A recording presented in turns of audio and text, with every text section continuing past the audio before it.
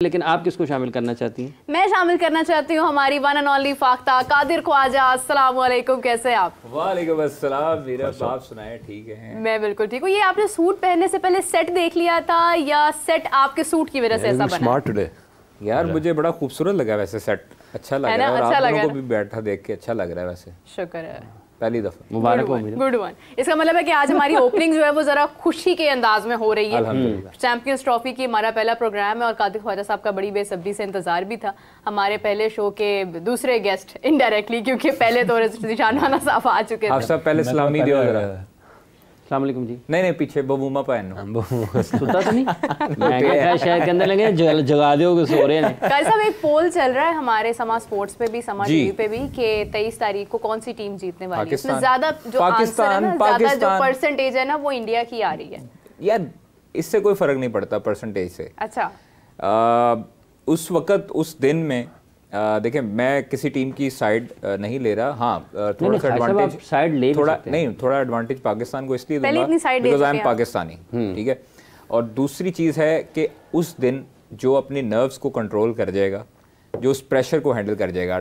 और तीसरी चीज़, इंडिया को डिसएडवांटेज ज़रूर है बुमराह की इंजरी के हवाले से। सिर्फ बुमराह का नहीं, मैं आपको एक बात बताऊँ। देखें, एक प्लेयर भी आपका मेजर, आपका प्रीमियम फास्ट बॉलर या आपका अच्छा बैटर जो है, वो जब इंजर्ड होता है तो वो आपके ऊपर अल्टीमेटली प्रेशर उसका होता ही होता है। हम पे भी साइम का प्रेशर है। नहीं, साइम का देखें, हमारे पास साइम अभी परफॉर्मेंस देना शुरू हुए कुछ मैचेस में।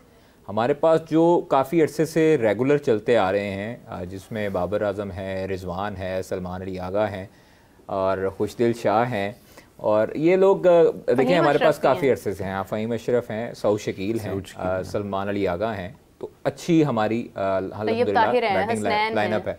मैं फिर आपको वही कहूँगा कि जब आपके ओपनर्स अच्छा स्टार्ट फ्राहम करते हैं तब आपके मिडल ऑर्डर से भी रन आते हैं। जब आपके बॉलर्स, हाँ हमने देखा यूएसए में हमारे बॉलर्स ने डोमिनेट किया लेकिन बैटिंग हमारी कोलैप्स कर दी। हमारी फील्डिंग में कुछ गलतियां कोताहियां ज़रूर हैं जिसको दूर करने की ज़रूरत है, लेकिन हमें सलमान अली आगा की शक्ल में एक अच्छा फील्डर भी मिला है जिसने बड़े उम्दा कैचेस भी पकड़े हैं। आपने देखा होगा कि जो उन्होंने शॉर्ट कवर पे जो कैच पकड़ा, फिर उसके बाद स्लिप में जो उन्होंने कैच पकड़ा। हाँ। तो हम जब तीनों शोबों में अच्छा रोल प्ले करेंगे, अच्छा खेलेंगे, तो उसके बाद हमारे रिज़ल्ट जो हैं वो हमारे हक़ में होंगे। और हमें ख़ास तौर पर अभी जो है वो ख़ास तौर पर टॉस जीते हैं अगर हम, तो हमें बॉलिंग की तरफ ही जाना चाहिए, क्योंकि हमने अगर इंडिया के ख़िलाफ़ भी अगर हमने पहले बैटिंग कर ली, और चूँकि उनकी बैटिंग बहुत मजबूत है, इसमें कोई शक नहीं है, उनके बैट्समैन अच्छे हैं, और उनमें रोहित शर्मा, विराट कोहली, आपके सामने उनका प्रेशर भी हैंडल करना हमारी टीम को ज़रूरी है, जो हर मरतबा हम लेते हैं। एक आधे प्लेयर का हम प्रेशर ज़रूर लेते हैं। एक मिनट रुक जाएं कादिर साहब, आपका क्या ख्याल है? नहीं, पहले आप बताएं। नहीं पहले आप बताएं। देखिए, पहले राणा साहब से पूछ लें। नहीं सर, पहले आप बताएं। देखिए, बात यह है कि पहले आप इसका इन्हिसार इस बात पर है, जैसे कादिर साहब ने कहा कि पाकिस्तान, लेकिन कौन अच्छा खेलता है उस दिन, प्रेशर हैंडल कौन करता है, लक किसको फेवर करती है, कौन क्लिक कर जाता है उस दिन। पाकिस्तान के पास ऐसे खिलाड़ी तो मौजूद हैं कि जो ऐसे खेल का मतलब हैरान कुन करने की सलाहियत रखते हैं। लेकिन जब आप कंसिस्टेंसी की बात करते हैं, फॉर्मेशन की बात करते हैं, आप कुछ प्रोसेस की बात करते हैं, आप क्रिकेट की समझ-बूझ की बात करते हैं, तो आपको लगता है कि ऑन पेपर्स भी अगर आप बात करें ना, तो इंडिया की टीम आपको मजबूत इसलिए दिखाई देती है कि उनके रिसोर्सेज अकॉर्डिंग टू सिचुएशन, उनके प्लेयर्स की मौजूदा फॉर्म, उनके मजमूई तौर पर जो हालात हैं, वो पाकिस्तान टीम से बेहतर दिखाई देते हैं।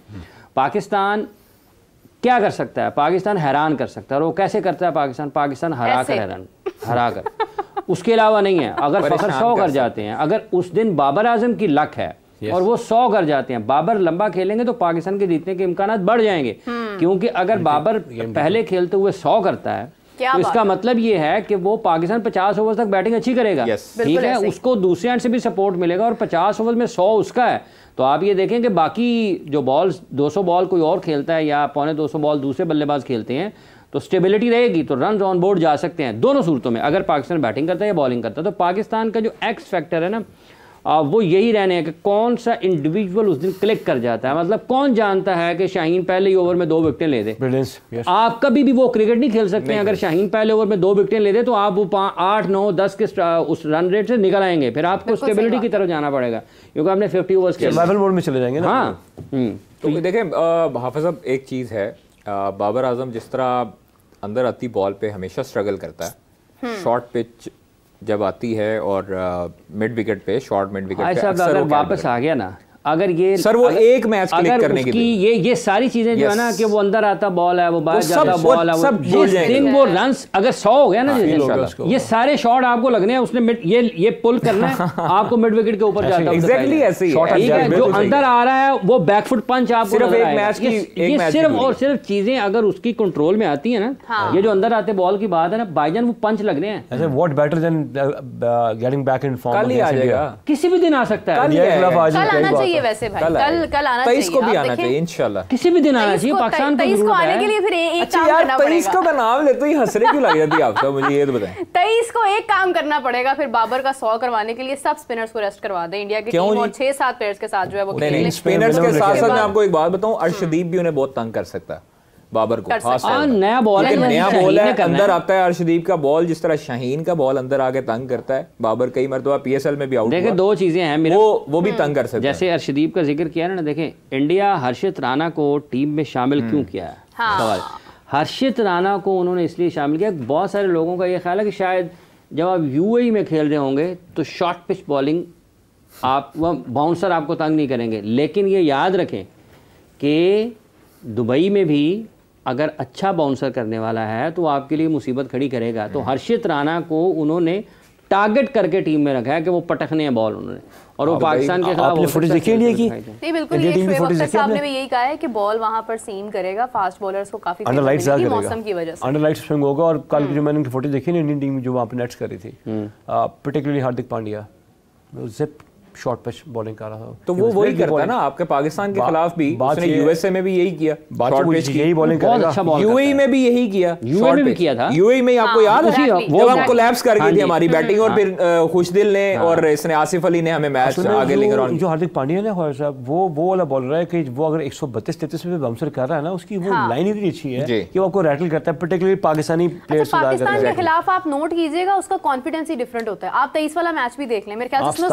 उसने फूंक मारी थी ना, आप 17 मैच देखने 70 की चैंपियंस ट्रॉफी में अगर वो शदाब को लगना शुरू हो जाए, लेवल डिफरेंट होता है। मुझे एक चीज का थोड़ा सा मुझे लग रहा है कि पाकिस्तान को उस टाइम पे ना Mohammad Amir was at his peak, Junaid Khan was bowling very well, then we had Shadab Khan as well as Hasan Ali, ace bowler से। वहां भी आपको जब हार्दिक स्टार्ट हुआ था ना, तो स्टार्ट हो गया था, रन आउट ना होता जडेजा। ये सारी चीजें, ये लक फैक्टर भी होता है। आप मैचेस जो थे, आपकी चैंपियंस ट्रॉफी वहां से पक्की हो गई थी जब साउथ अफ्रीका का जब बारिश हुई। नहीं चैंपियंस ट्रॉफी वो तो पक्की हो गई जो सरफराज ने कैच आए उन्होंने। यस, 2 कैच ड्रॉप हुए सीधे यार, सीधे कैच। और उसके बाद ऐसे कैचेस एम नहीं ड्रॉप होते, वो देखे ना ये लक होती है। आपने फिर उसके बाद जो है वो सेमीफाइनल वन साइडेड, फिर उसके बाद फाइनल में बुखार की ख्वाब आना, ख्वाब आके फिर वो सच्चा होना। याद है आपको शदाब के साथ वो फखर जमान की जो गुफ्तगू कि जी मुझे बुखार है तो मुझे जो है ना वो लग रहा है कि जी मैं आउट होऊंगा तो नो बॉल हो जाएगी, वो हुआ। ये चीजें फिर आपको एक टास्क देती हूँ आज का दिन, पहला दिन है और आपको जरा थोड़ा सा इम्तिहान में डालते हैं। ख्वाब तो आप देखते ही आ रहे हैं, लेकिन ये है कि एक टास्क आपको मैं देने जा रही हूँ कि 2017 की चैंपियंस ट्रॉफी, क्योंकि वही हुई है लास्ट, तो उसमें और अभी 2025 में कौन से प्लेयर्स भारत के और कौन से प्लेयर्स पाकिस्तान के वो खेल रहे हैं जो 2017 में भी थे। इसको थोड़ा सा जरा कंपैरिजन करके हमारे व्यूअर्स को बताएं, बड़ा एंटरटेनिंग होगा। और कौन से नए प्लेयर्स हैं इसमें? देखें, मैं एक चीज़ आपको बताऊं कि जो 2017 और 2025 है ना, उसमें डिफरेंस बिल्कुल इन्होंने ठीक कहा है कि जो बॉलिंग का खास तौर पर है, अब नाम बताते हैं। बॉलिंग का जो मोहम्मद आमिर फैक्टर था, और मोहम्मद आमिर सेमीफाइनल में आपको याद होगा हाफिज़ साहब, वो रुमान रईस आ गए, रुमान रईस आ गए, तो हम लोग हैरान परेशान हो गए कि यार ये रुमान रईस, और रुमान ने बेहतरीन बॉलिंग की, रुमान ने बेहतरीन बॉलिंग की। अब दिल नहीं कर रहा था कि फाइनल में अब किसको देखना चाहते हैं, रुमान को भाई बाहर नहीं देख सकते थे और आमिर को भी। फिर मिकी ऑर्थर को ये क्रेडिट इस चीज़ का जाता ज़रूर है कि उन्होंने आमिर के साथ गए, उस वक़्त भी आमिर के साथ गए। और फिर वो आमिर ने जब पहला आउट, मेरे दोस्त बताते हैं कि जब हम फाइनल देख रहे थे तो वो कहते हैं कि जब पहला कैच ड्रॉप हुआ है उसके बाद से जो सन्नाटा था वहाँ पर और बिल्कुल पिन ड्रॉप साइलेंट, और कहते हैं वेरी नेक्स्ट बॉल पे जब शादाब ने कैच पकड़ा है तो उस वक्त जो झूम ने लोगों को देखा है और सारी चीज़ें देखी हैं वो भी। तो लेकिन ये कि मिकी ऑर्थर के साथ ना शुएब मलिक साहब का भी बड़ा इसमें रोल था। काफ़ी प्लेयर्स को हमने कहते हुए सुना है कि वो शुएब मलिक साहब मैच टू मैच गाइडेंस दे रहे थे वक्त के साथ साथ, तो वो उनका भी बड़ा एक इसमें रोल इंपॉर्टेंट था एज अ मेंटोर। ज़ीशान साहब, ये जब तक स्क्वाड ज़रा थोड़ा सा निकाल रहे हैं तब तक यही सवाल मेरा आपसे है कि जैसे शुएब मलिक साहब उस वक्त थे, मिकी आर्थर तो थे, अभी आकिब जावेद साहब हैं, लेकिन ये कि Shoaib Malik as a senior cricketer वहाँ पर थे गाइड करने के लिए। हम ये नहीं कह सकते मोहम्मद हफीज से, सरफराज अहमद हिमसेल्फ, अजहर अली खुद भी था, और इनकी स्पीच ने पहले मैच के बाद बहुत मोराल बुलंद किया था। सारे प्लेयर ये कहते हैं, बिल्कुल जो स्पीच हुई थी ड्रेसिंग रूम में इंडिया के खिलाफ मैच हारने के बाद, शुएब मलिक ने, हफीज ने, सरफराज ने और मिकी आर्थर ने, इन 4 लोगों ने स्पीच जो की थी वो प्लेयर कहते हैं कि हम लोग नए थे, हमें प्रेशर था बहुत ज़्यादा, और जब हम ग्राउंड से बाहर निकलने लगे थे तो मिकी आर्थर ने कहा था कि चिन अप, आप लोगों के मुंह डाउन नहीं होने चाहिए, आप लोग ऐसे लगें कि आप अभी जीत के आए। तो कहता है फिर उसके बाद से हम लोग लेट डाउन नहीं, ऐसा कॉन्फिडेंस आया कि उसके बाद परवाह ही नहीं। देखे ना कोचिंग का, इस बार हमारे पास कौन से ऐसे मेंटोर्स आपको लग रहा है? मेरे ख्याल से कि जो हफीज़ और शुएब के स्टैचर के प्लेयर्स थे उस टाइम पे, जिनका उनका एक्सपीरियंस हो चुका था, आप वैसे तो यहाँ पे फाइंड नहीं कर पाएंगे obviously, Rizwan and Babar being the senior most in the team, और इनकी पर्सनैलिटीज़ भी डिफरेंट है। उस टाइम पे दोनों सीनियर प्लेयर्स ने 2-3 बंदों को अपने विंग्स में लिया हुआ था। Hasan Ali used to be hanging out with Shoaib Malik, ये वो लोग थे जो लड़के नए हैपन कर, शादाब खान, हसन अली हो गया, फ़हीम अशरफ वगैरह। एट द टाइम जब Faheem Ashraf as a pinch hitter team में इंट्रोड्यूस हुआ था, they had to prove a point at the time. इस टाइम पे पाकिस्तान की उस टीम में से who is left in the team? Babar Azam and who else? अगर आप उसको पूरी टीम को आप देखें तो शाहीन भी बाद में आया, एवरीवन केम आफ्टर दैट। तो पाकिस्तान के पास इस टाइम पे जो है शायद एक्स फैक्टर के लिए अगर हम देखें कि जो who can rise to the occasion, I see no other than either Shaheen himself या फिर सलमान आगा। मैं आपको बता रहा हूँ 2 बंदों का बड़ा इम्पैक्ट होगा क्योंकि ये 2 बंदे कुछ कर सकते हैं। हाँ, Hasnain Hafeez made the part of the team, Haris को ना आप रिस्क करें क्योंकि वो काम ख़राब हो जाएगा। हसनैन के गो ऑल फास्ट।